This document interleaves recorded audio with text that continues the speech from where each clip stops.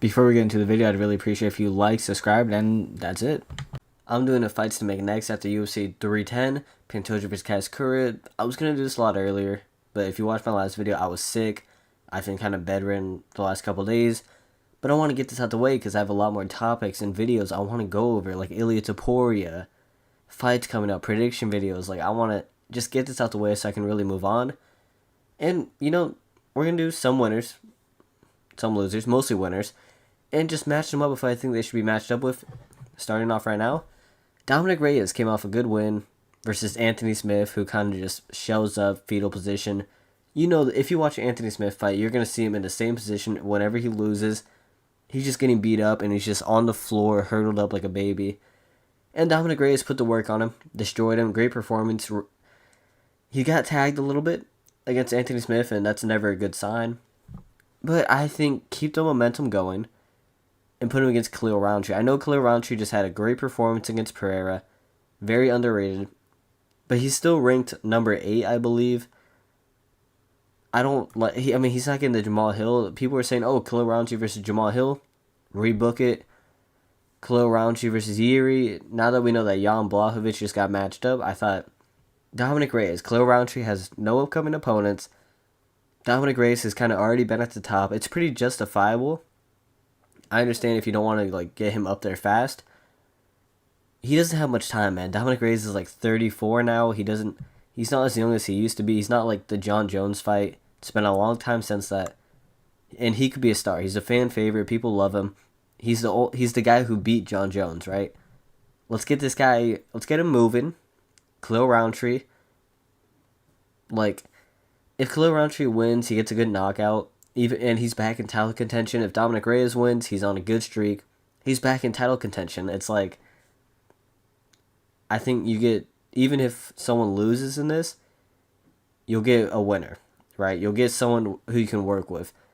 Khalil Roundtree has star potential. His fighting style is already attractive. It's already good. Not attractive. I'm not gay. His fighting style is already a fan favorite. People like his Pereira performance. People like him as a person. He blew up after the Pereira fight. Dominic Reyes, he's like I said, he's just a fan favorite. Everybody loves Dominic Reyes. Everybody roots for Dominic Reyes. I think you booked this. Also, they're pretty close in rankings.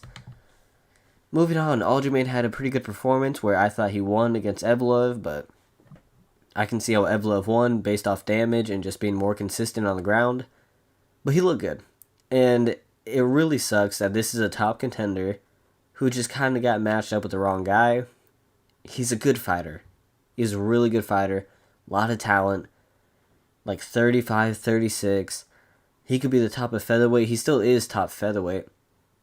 I think this guy should fight Brian Ortega next. Ortega's coming off a loss to Diego Lopez. Ortega said that he wanted to move up to lightweight. I thought it was a good idea. But considering we haven't heard any news about him recently, I don't think he will move up to lightweight. This is a good fight. Even though Aljamain lost, he shouldn't fight like a Bryce Mitchell or something. He should stay. He could probably make an argument for finding a guy in the top 10, find a guy in the top 5. I believe Brian Ortega's number 5 or 4. I don't see why you wouldn't do this. This probably should have been above the Evloev fight. It's pretty common sense. A really good grappling match.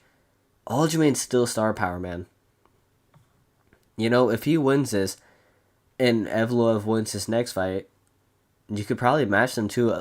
You could probably win, in total. You can match these guys, Evloev, Aljamain 2. Very close fight. Really a split decision. You could match these guys up. Aljamain's still a big star. He's still a champion who moved up. He's still the bantamweight GOAT, arguably. It's let's use him as much as we can. I know he said he might retire, which is very sad because I think he has a lot of potential still. And we just saw really good striking from him in the Evloev fight where he looked faster, he looked more powerful. I want to see this guy stay. I love Aljamain as a fighter. I want to see this guy stay. And I don't like Brian Ortega because he just sits on his ranking and he just doesn't fight usually. And when he does fight, he loses. Besides Yair, where he got dominated. He loses when he fights. I'd rather have Aljamain in the rankings than Brian Ortega. I think y'all would agree with me. Also, it just, you just put it on a main card. It's two big names, two people I guess some people like. Some people like Aljamain. Some people like Ortega. Some people hate Aljamain, but I mean, I feel like, bro, come on. Like, he's earned some respect. Moving on, winner, Evloev. You know, he's coming off a great win. He beat Arnold Allen. He beat Diego Lopez, if that counts, on short notice. And before Diego Lopez actually went on, you know, and did the stuff that he did. Win aged incredibly well. I mean, give him Ilia Topuria, right? Just give him Ilia Topuria. You could do Diego Lopez versus Evloev, but I'm thinking low-key, do Volk. You know what I'm saying? Or, how do I explain this? I think Evloev will be Ilia Topuria's next fight. I don't think Evloev will be... It's like, look.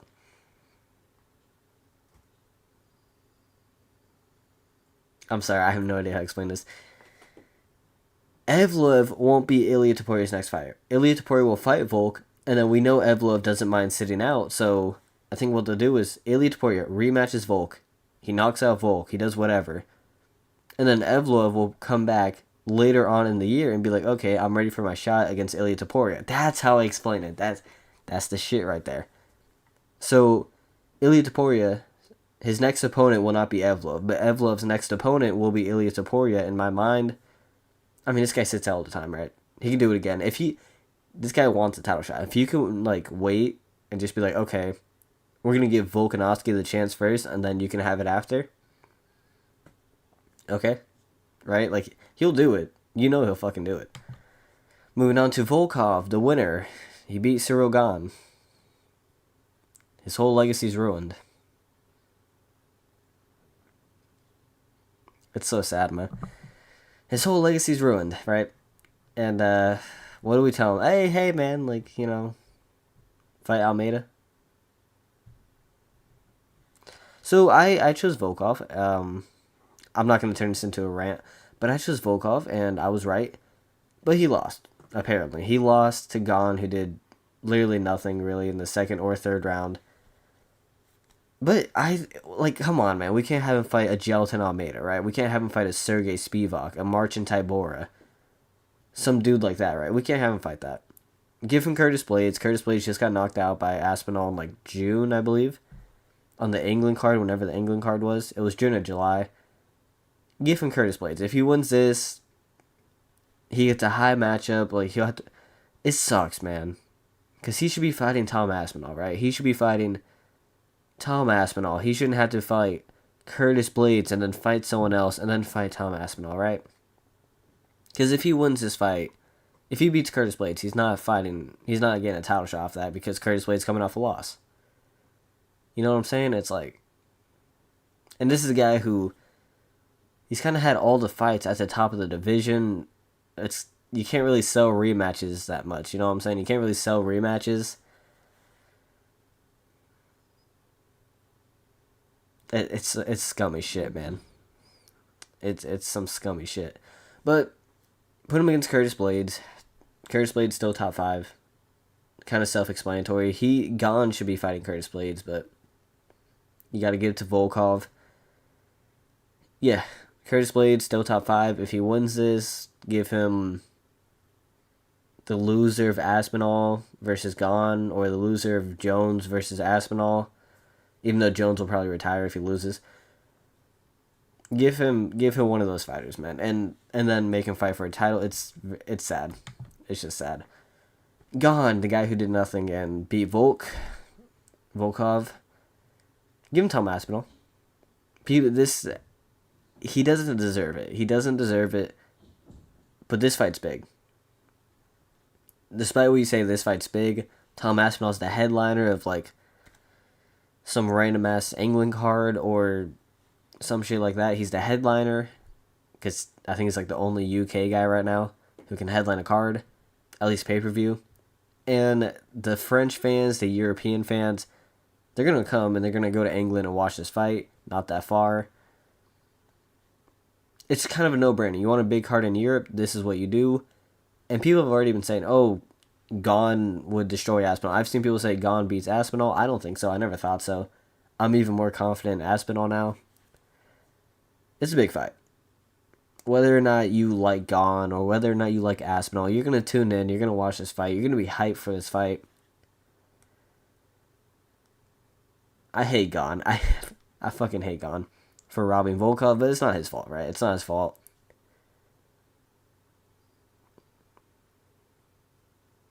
It should be a rematch. Okay, I'm gonna stop complaining. Yeah. Yeah, I mean, it kind of loses a little bit of hype because obviously everybody knows Gon doesn't deserve it.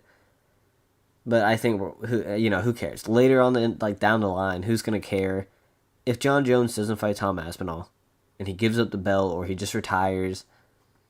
You do this fight, right? You do this fight. There's no guarantee Jon Jones will fight Tom Aspinall, even though he should. Interim champion versus, I guess, defending champion. He beat 42-year-old Stipe. This is a backup. This is a second option. Oh, Jon Jones, you don't want to fight Tom Aspinall? We have Gon. Right? We have Gon. We're going to sell out a pay-per-view. It's just a good matchup. It's what you do, right? Ian Gary coming off the loss against Shavkat. One of the most boring fights I've seen at welterweight. Ian Gary was literally the only fun part. I chose Ian Gary to win. And he got dry humped against the fence for 3 rounds. It happens. He shouldn't fight down. Ian Gary should not fight down. I don't want to see him fight the winner of Joaquin Buckley versus fucking Colby Covington. I don't want to see him fight. I wouldn't mind a Jack Della Maddalena matchup, in all honesty. We need to see Jack Della fight. But I think he should fight Leon Edwards. Leon Edwards still a star power, Kind of lost a lot of aura. But this will be a fun striking matchup. Gary's a fun striker. Gary's good. Let's not waste the talent. If Shavkat does beat Bilal, you do the Ian Gary rematch. If Ian Gary beats Leon Edwards,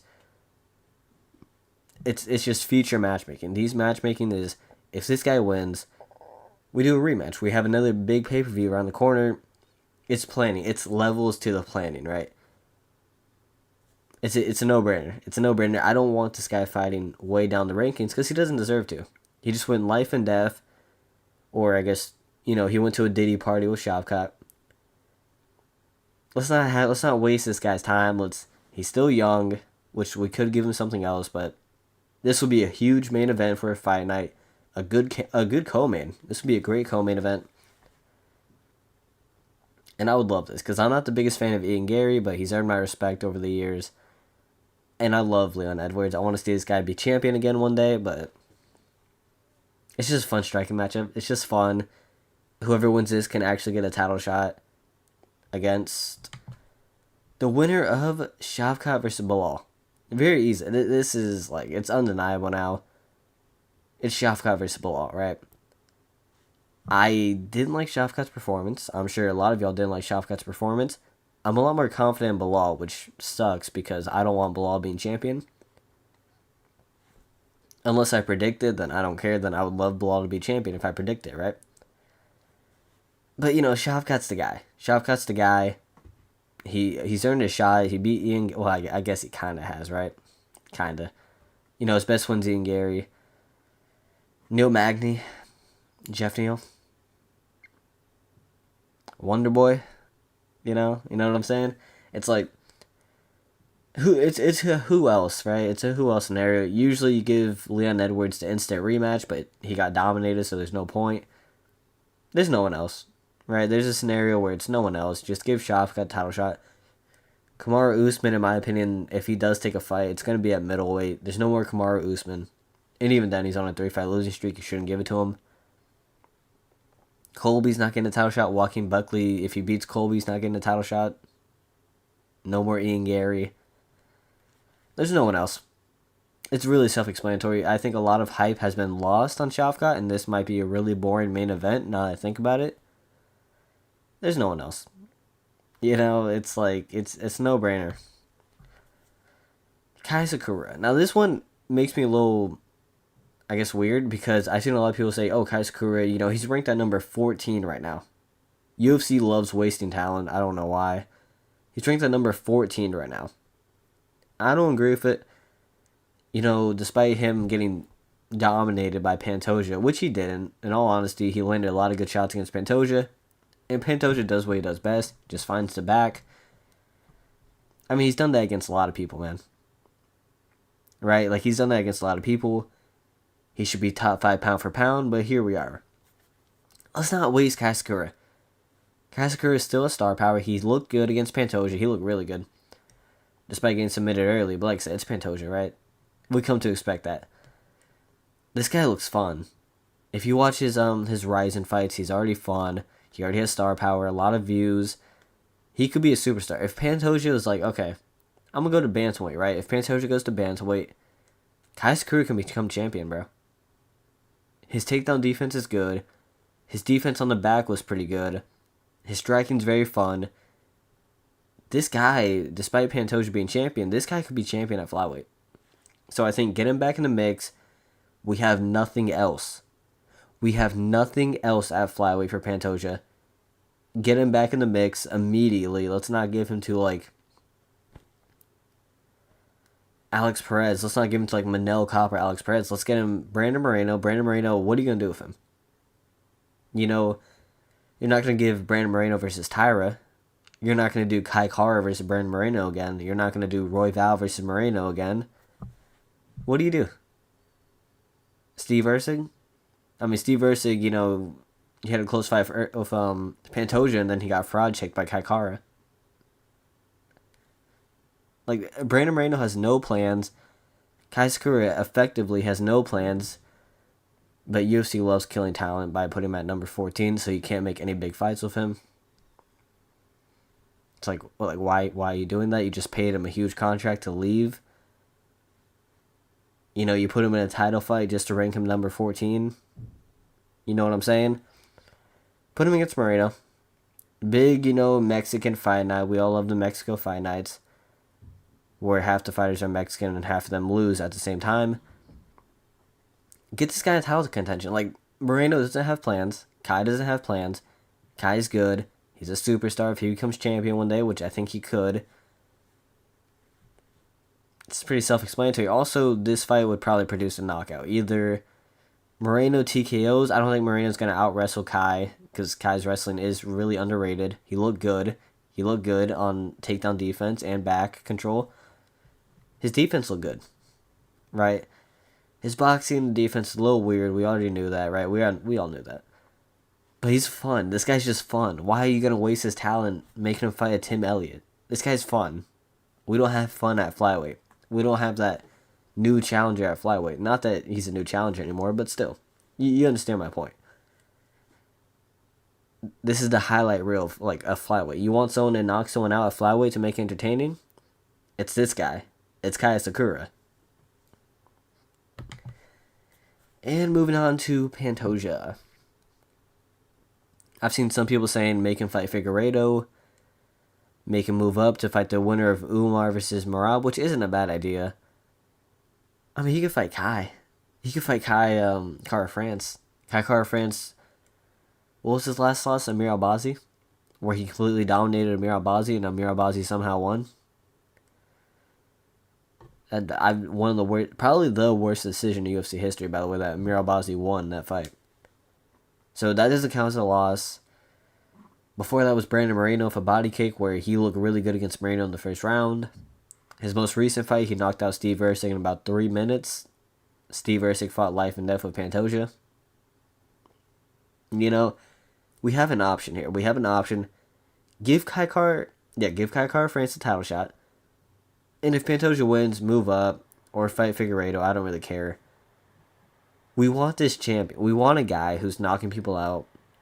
We want a surging contender. Because you can't just do Pantoja versus Brandon Moreno 4. You can't just do Pantoja versus Roy Val 3.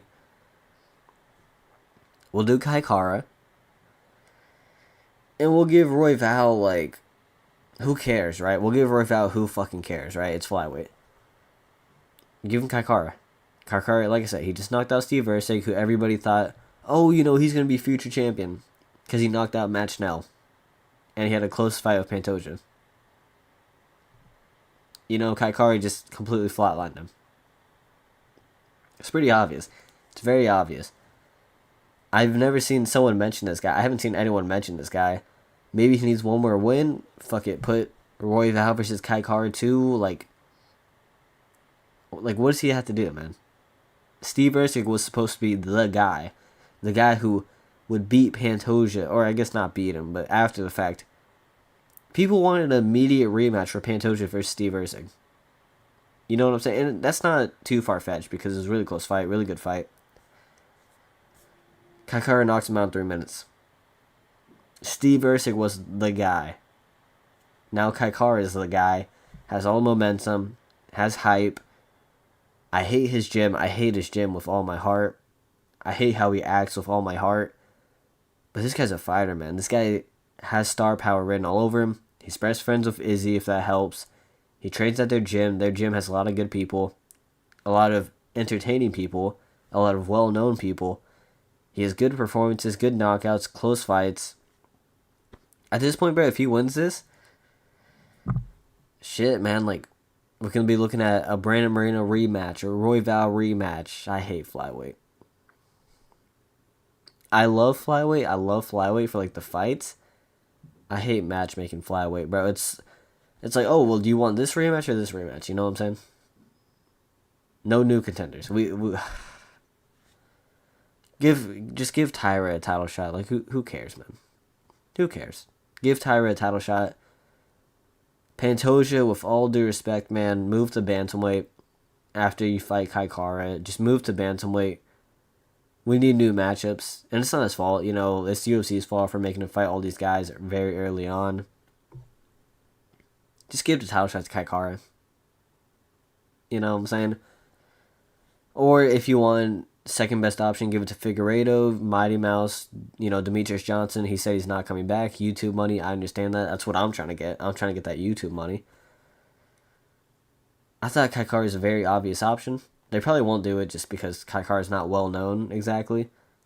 Or he is well known, but you know, he's to the casual guy, like, oh, they see Kai Kara. You know, it's a co-main event. You know, it doesn't mean anything. People don't know flyweights like that, man. People don't know flyweights, at least casuals. I'm not saying, oh, you know, normal people don't know about flyweight. I'm just saying casuals don't know about flyweight that much. Kai Kara's the guy. Kai Kara is just the fucking guy. But like I said, I wanted to make this video. I felt like shit. I still do, actually. I still feel like shit. But I wanted to cover Ilia Topuria, all that topics. I kind of just had to get this out the way. I got out the way. And that's it, man. You know, I'm going to go back to sleep because I'm tired. I feel like shit. I'm trying to work through it, but it's kind of hard. I'm kind of hard. You know what I'm saying? Just do Kai Kara. You know, like, he knocked out Steve. Just do Kai Kara. And Jamal Hill, champion 2025. Trust.